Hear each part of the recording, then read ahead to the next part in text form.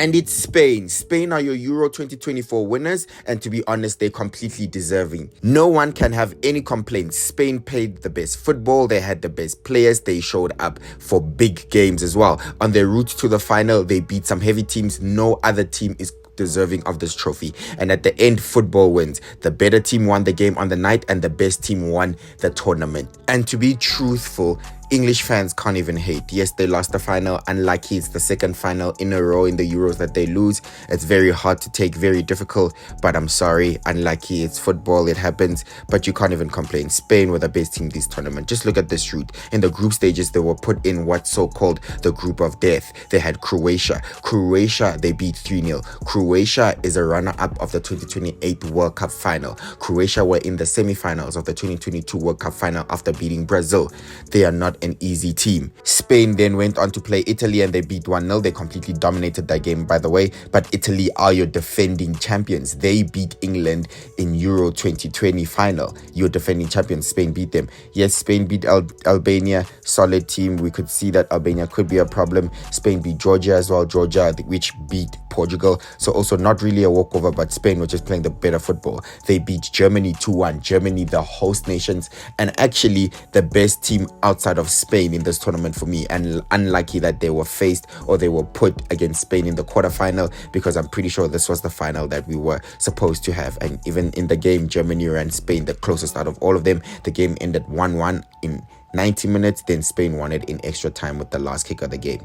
Then Spain beat France 2-1. France, your 2018 World Cup winners. France, your 2022 World Cup runner-ups. And now Spain beat England as well in the final. England, your 2020 runner-ups of the Euro, right? So Spain completely deserved this trophy. I don't know if anyone can hate. They won every single game. They really won every single game and never needed penalties. And for England, on the other hand, I think they were poor throughout the tournament. I think they only had one good game, and for me that was the Netherlands in the semi-final. In the group stage, they won against Serbia, 1-0, solid victory. That's all you need. Then proceeded to draw every single game after that. So 2 draws in the group stage, a draw in the round of 16, a draw in the quarterfinal, and even had to go to penalties to get to the semi-final. And I think that's actually their best game.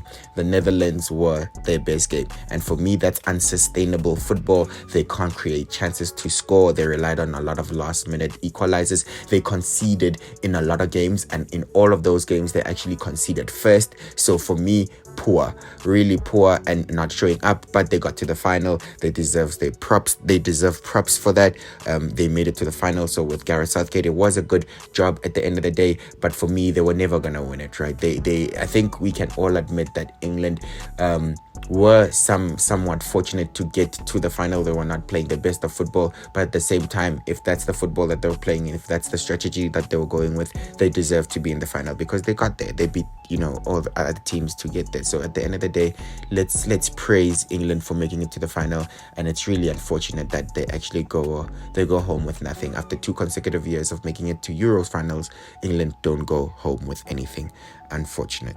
Sorry. Now getting into the game, Spain really turned it up in the second half. First half was a dull affair, like a final tense. It looked like England were not even trying to commit bodies forward. It looked like an attack versus defense game the whole time. It only looked like Spain was the only team that's trying to probe and trying to do something, and England were sort of, for me, not even parking the bus, but like a low block and trying to hit Spain on the counter. I think that's the strategy that they were going in with, just to nullify the threat of Spain, and that's how the game proceeded. But in the second half, Spain turned up the tempo. They upped the ante and immediately scored since the turn of kickoff, right? And Lamau with a beautiful assist to Nico Williams. These have been your best wingers probably this whole tournament. Yamal is unbelievable, the things that he's doing at 16. He's living a dream. This is a fantasy, and he was named young player of the tournament. He has 4 assists in this Euro and a goal, the most assists and probably the most chances created, I think. Yeah, this boy is really living a dream.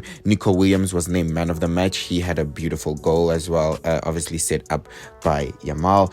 But then England made a substitution. Cole Palmer came on and scored immediately. This guy seems to be, I don't know, sort of attached or attracted to goals and assists. Somehow they just find him. Last game he came on, created an assist, Now he just came on and he scored. I think there's just something about him. He attracts goals and assists. But England always wait for the first goal to be conceded by them or the last few minutes of the game to start playing, and that's not sustainable. And against the better teams, they will be exposed, and Spain are a very good side, and they will definitely expose England for that. Spain got their mentality back in, locked in, and went for the winner. Oyarzabal got the winning goal, assist by Cucurella, who had a beautiful tournament. Cucurella, that is for me, literally cut England apart, went through them in the middle. Oyarzabal played a 1-2, took it back out to Cucurella, who crossed it. He was narrowly onside to literally tap it home, right? But that was the winner. Deserving, once again, it was deserving by Spain. They were the better team in this game, and they were the better team throughout the whole tournament. With that being said, that is it. That's the Euro.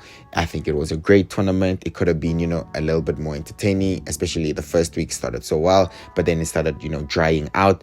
But Spain always played well, always gave us the best football, and they had the best players. And if I look at the team of the tournament, if when it will be announced, I think a lot of players come from Spain. How naive was this, by the way, from the British media? A combined 11 of Spain and England. The bias, they are not even trying to hide it. They're literally saying that they'll have Guehi over Nacho. Stones, yes, maybe over Laporte, that's fine. Walker over Navas, that's fine. But obviously Carvajal was in the picture, so it should have been Carvajal.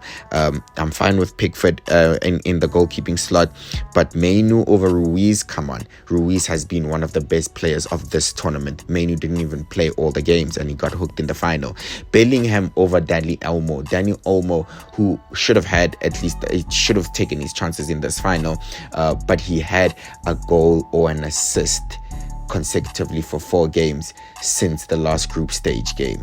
So he had a goal or an assist in the round of 16, the quarterfinal, and the semi-final. Come on, that's very, very completely biased from the media. And we don't even need to talk about Phil Foden over Nico Williams, because that's a joke right now in this tournament. So yeah, you see England again overhyped their position, like the media always do, make them favorites all the time when they've never really won the Euro. So yeah, I think the pressure got to England. They did get to the final, though, fair play to them. But at the end of the day, I don't think England are as good as they think they are. Okay, just to wrap it up, congratulations to Spain for winning the trophy, of course, the Euro 2024, the most deserving team to ever have won the Euro or an international tournament, I believe, because they won basically every game. Congratulations to Rodri for being named the player of the tournament. Now I think he will really, really push for that Ballon d'Or podium spot. I still think maybe it probably goes to like a Jude Bellingham. He's got an assist in the Euro final and in the Champions League final. He was La Liga player of the season, won La Liga and won the Champions League. So I think he might have a shout. Maybe Vini Jr. disappointment with Brazil, I don't know, but I agree in saying the best player out of all those 3 players is Rodri. But congratulations to Spain. I hope they enjoyed the title win. I hope you guys enjoyed the Euro 2024. Thank you for tuning into the channel. Thank you for supporting me. Thank you for subscribing. I think the channel it's almost been a year officially since I started the channel last season. We're on 1,000 subscribers. We are 1,000 strong. The army is 1,000 strong. And I think I've been very, very pleased with the support that I've been getting.